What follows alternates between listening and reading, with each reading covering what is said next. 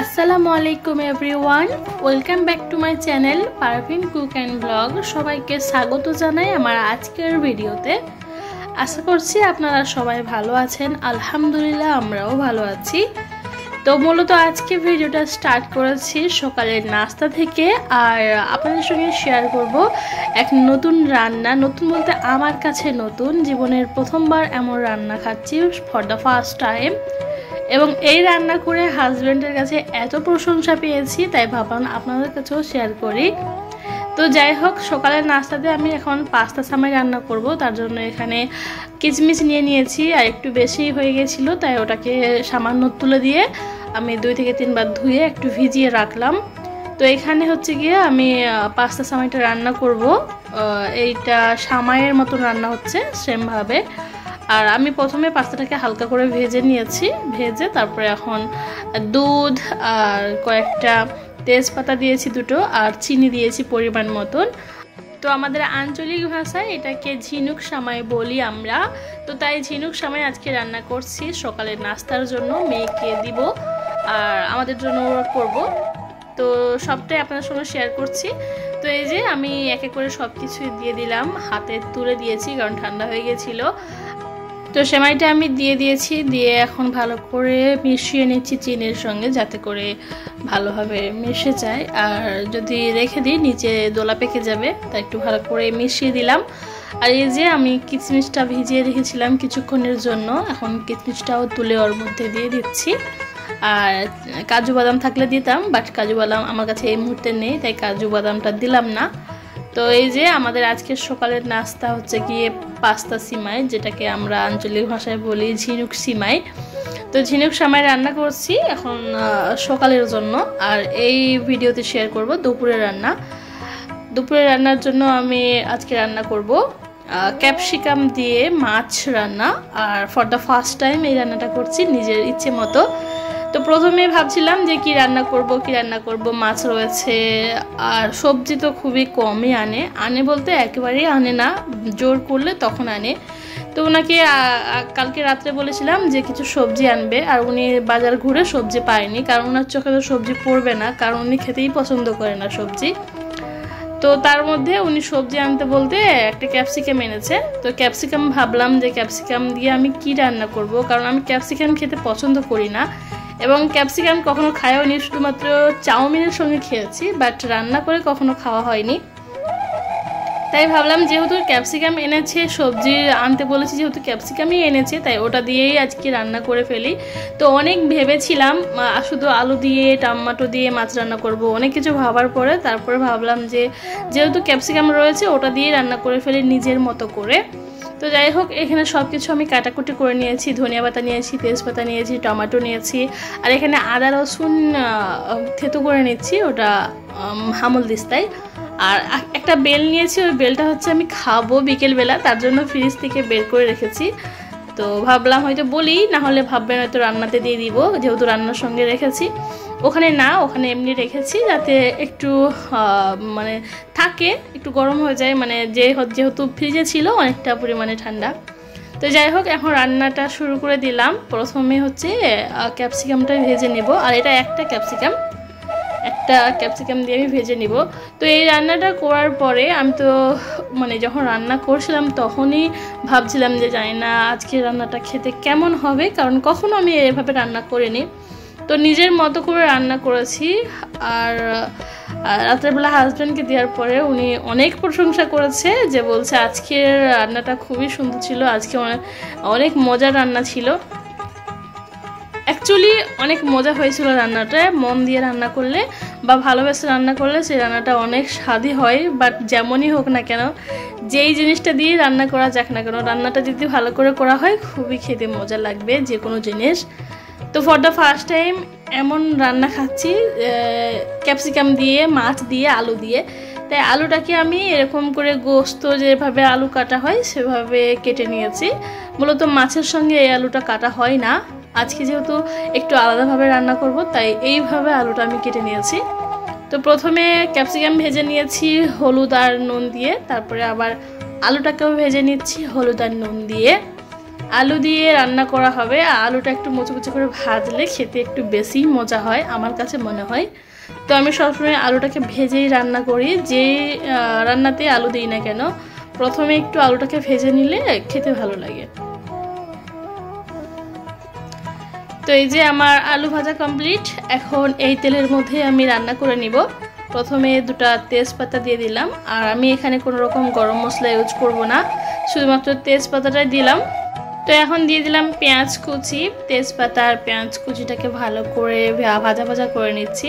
তো আমার আজকের রেসিপিটি একটু মন দিয়ে দেখবেন, আপনারাও চাইলে এইভাবে রান্না করতে পারেন আমার মতো।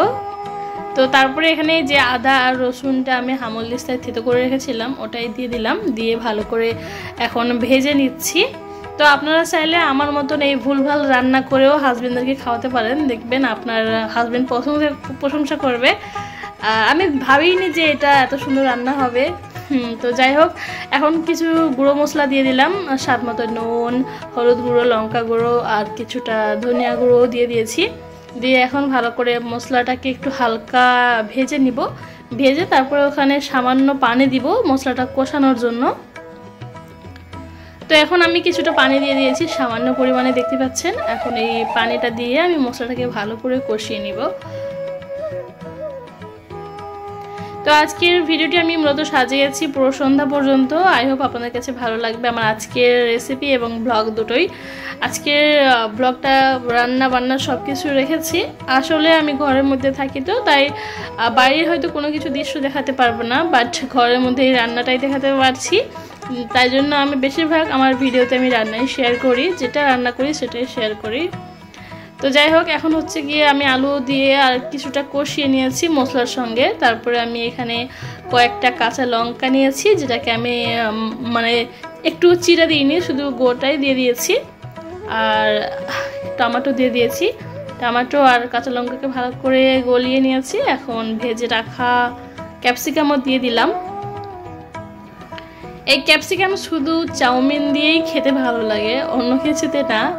তো যাই হোক, আজকের রান্নাটা কেমন সেটা তো আপনার সঙ্গে শেয়ার করেইছি, আবার রেসিপিটা কীভাবে বানাচ্ছি সেটাও শেয়ার করছি। তো এই যে সব কিছু দিয়ে কষিয়ে নিয়েছি, এখন পরিমাণ মতন পানি দিয়ে দিলাম। পানিটা ফুটে উঠলে আমি মাছটা দিয়ে দেবো। তো এইভাবেই রান্নাটা হয়ে যাবে। তারপরে আপনাদের সঙ্গে শেয়ার করব বিকেলের বাইরে বেরোবো বা বিকেলের কি করা যাক সেটা আপনাদের সঙ্গে শেয়ার করব। তো তার আগে এই যে আমার রান্নাটা কমপ্লিট হয়ে গেল, আমি ঝোলটা ফুটে উঠেছে, এই সময় আমি মাছটা দিয়ে দিব, যে মাছটা আমি আগে থেকে ভেজে রেখেছিলাম সেই মাছটা এখন দিয়ে দিব। তো জানি না আমার ভিডিওটা এতটা পর্যন্ত কে দেখছে, তো যারা দেখছে সবাইকে অসংখ্য ধন্যবাদ আমার সঙ্গে এতক্ষণ থাকার জন্য, তো আমার এই ছোট্ট ভিডিওটি দেখার জন্য। আর যদি কেউ এখনও পর্যন্ত লাইক না দেন অবশ্যই একটা লাইক করে দিবেন, লাইক দিতে ভুলবেন না। লাইক দিলে আমার ভিডিওটি একটু র্যাঙ্কটা বেড়ে যাবে, তাই সবার কাছে রিকোয়েস্ট করব একটা লাইক করে দিবেন ভিডিওটিতে। এই যে আমি এখন মাছ দিয়ে দিলাম, মাছটা দিয়ে এখন ঢাকা দিয়ে দিব আর বন্ধ করে দেবো। তো তার আগে আমি এখানে যে ধনিয়া পাতা কেটে রেখেছিলাম, ধনিয়া পাতাটা দিয়ে দিলাম। ধনিয়া পাতা অপশনাল, এটা দিতে পারেন নাও পারে, আমার কাছে ছিল, আমার কাছে মনে হয় দিয়ে দিলে ভালো লাগবে তাই দিয়ে দিলাম ধনিয়া পাতা। আর আমার মেয়ে ধনিয়া পাতা একদম পছন্দ করেন না, ধনিয়া পাতা দেখলেই ও সরে যাবে। এখন দিয়েছি তরকারিতে ঠিক আছে, যখন মেয়েটাকে খেতে দিই না তখন সব ধনিয়া পাতাকে আমাকে বেছে বেছে নিয়ে নিতে হয়। তো এই যে আমার রান্নার ফাইনাল লুক কেমন হয়েছে অবশ্যই কমেন্ট করে জানাবেন। আর এই রান্না খেয়ে আমার হাজব্যান্ড যে এত প্রশংসা করেছে সেই ভিডিওটা যদি আমি করে রাখতাম তাহলে ভালো হতো, আপনার সঙ্গে শেয়ার করতে পারতাম। বাট এত রাত্রেবেলা আমরা ভাত খেয়েছিলাম, মানে প্রায় রাত 11:30টার সময় খেয়েছিলাম, তখন আর ভিডিও করার মুড ছিল না, তো শেয়ার করতে পারলাম না। তো এখন হচ্ছে বিকেলবেলা, বিকেল 5:30 বাজে, আর এখানে 5:30 মানে রোদ থাকে, তাই উপরে উঠে আসলাম। বিকেলবেলা একটা বেল নিয়ে এসেছি, যে বেলটা আমি সকালবেলা বার করে রেখেছিলাম ফ্রিজ থেকে, ওই বেল নিয়ে এসেছি। আর এখানে কিছুটা চিনি নিয়ে এসেছি, মানে চিনি দিয়ে মাখাবো। আর স্বাদ মতো নুনও এনেছি। আর একটা বেল নিয়েছি, যেহেতু হাজব্যান্ড ঘরে নেই, উনি কাজে গেছে, আমি একা খাবো। আমার মেয়েটা বেল খেতে পছন্দ করে না, বলে কি অনেক খেট্টা। তো ও খাট্টা বলতে পারে না, টক বলতে পারে না, ও বলে কি খেট্টা। তো যাই হোক, সে খাবে না, আমি খাবো, তাই আমি একটা এনেছি। তো ওখানে মেরে ভেঙে দিলাম, এই যে ভিতরে। এটা গাছপাকা বেল, কদবেল গাছপাকা। আর আমি আজকে চিনি দিয়ে মাখবো। এর আগে অনেক রকম মানে ধনিয়া পাতা, কাঁচা লঙ্কা দিয়ে টক ঝাল মিষ্টি বানিয়েছিলাম। আজকে শুধু টক মিষ্টি বানাবো, কারণ বেলটা তো এমনিতে টক, আর কিছুটা চিনি দিয়েছি একটু মিষ্টি হওয়ার জন্য, খেতে মজা লাগবে। তো এক হাতে ভিডিও করা, এক হাতে মেশানো সম্ভব হচ্ছিল না, তাই আমি হালকা হালকা করে চামচ দিয়ে মিশাবো, বাট একটু বাসনটাকে ধরলে ভালোভাবে মেশানো হয়। তো আমি এখন ক্যামেরাটা অফ করে এটাকে ভালো করে মিশিয়ে তারপরে আপনাদের সঙ্গে শেয়ার করব। তো তার আগে এই যে এখন বাজে 5:30, 5:30টায় আমাদের এখানে ওয়েদার বা এই দৃশ্য দেখতে পাচ্ছেন, এখানে এখনও কিন্তু রোদ রয়েছে ওই সাইডে। আর এই যে আশেপাশের দৃশ্য এখানকার, আমরা এখন রয়েছি ছাদের মধ্যে, 3 তলার ছাদের উপরে রয়েছে। আর এখানে প্রত্যেকটা ছাদ উপরে ঘেরা রয়েছে, বৃষ্টি হলে বৃষ্টির সময় ছাদে গিয়ে বসা যাবে, বা ছাদে কাপড় মেললে কোনো সমস্যা নেই। এখানে সবসময় সবার ছাদ খোলা। আর সিদ্দিকা পারভিন এখানে ঘর থেকে চালের গুঁড়ি নিয়ে আসে, খেলা করছিল। ওকে দেখালাম না, কারণ পুচকি বাচ্চা, ওকে দেখালে কমেন্ট বক্স অফ হয়ে যায়, তাই ওকে সামান্য দেখালাম। তো এই যে আমি বেল মাখা করে নিয়েছি শুধুমাত্র চিনি আর নুন দিয়ে, এখানে অন্য কিছু দিইনি। এটা খেতেও অনেক মজা লাগে, ছোটবেলায় অনেক খেয়েছি বা খেতে মজাও লাগে। তো এইভাবে আমি এখন খাবো আর মেয়ের খেলা দেখব। আর এই সময়টা একটা আপু লাইভ করছিল, সেই লাইভে আমি জয়েন হয়েছিলাম এই ভিডিওটা শ্যুট করার পরে। বাকিটা আর ভিডিও করব না। তো আবার সন্ধ্যাবেলা দেখাবো যে এখানে সন্ধ্যার পরিবেশটা কেমন। তো এই হচ্ছে, এখন হচ্ছে সন্ধ্যাবেলা, এখনও সন্ধ্যার আজান কিন্তু এখনও দেয়নি, কিন্তু এখনও অনেকটা পরিমাণ দিন রয়েছে। দেখতে পাচ্ছেন আকাশ কিন্তু এখনও সন্ধ্যা হয়ে যায়নি, বাট এখন আজান দেওয়ার টাইম, কিছুক্ষণ পরে আজান দিয়ে দেবে। এখনও কিন্তু আকাশ উজালা রয়েছে, মানে দিনের মতো রয়েছে।